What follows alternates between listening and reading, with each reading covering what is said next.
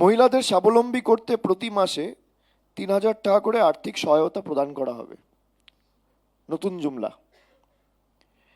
আমি একটা ছোট্ট ভিডিও খালি আপনাদের দেখাবো। ভিডিওটা চালাও। 8 मार्च अंतर्राष्ट्रीय महिला दिवस है। 8 मार्च तक दिल्ली की बहनों के खाते में 2,500 रुपया पहुंचना शुरू हो जाएगा। 2,500 रुपया पहुंचना शुरू हो जाएगा। हर महीना 2,500 मिल जाएगा और गैस चूल्हा मिल जाएगा फ्री में। ये हमें तो कुछ भी नहीं मिल रहा अभी तक। ওখানকার হিন্দু বিক্রি হয় না, এখানকার হিন্দুরা 500 টাকার লোভে ভোট দিচ্ছে অন্য জায়গায়। এখানকার অনেক জালি হিন্দু থাকে। পশ্চিমবাংলায় নিজেদের 500 টাকায় বিক্রি করে।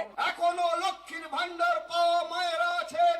আমি সেই সমস্ত পরিবারের স্বামীদেরকে বলছি, ওই মায়েদেরকে ঘরে বন্দি রেখে দেবেন। ভোটটা দিতে হবে পদ্ম ফুলে, জোড়া ফুলে নয়। এই লক্ষ্মীর ভান্ডার আর বেশি দিন চলবে না। লক্ষ্মী ভান্ডার বন্ধ, ভাতা বন্ধ।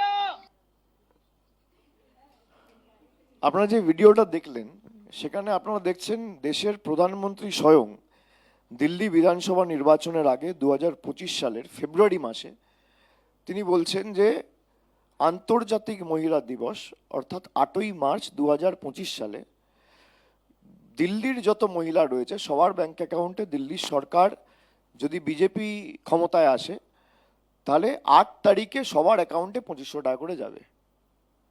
আজকে 2026 সালের এপ্রিল মাস, প্রায় 14 মাস হয়ে গেছে, একজন মহিলা 5 পয়সা পায়নি। এই হচ্ছে নরেন্দ্র মোদীর আসল চেহারা, এই হচ্ছে বিজেপির আসল চেহারা। এটা আমি বলছি না, নরেন্দ্র মোদীর প্রতিশ্রুতি।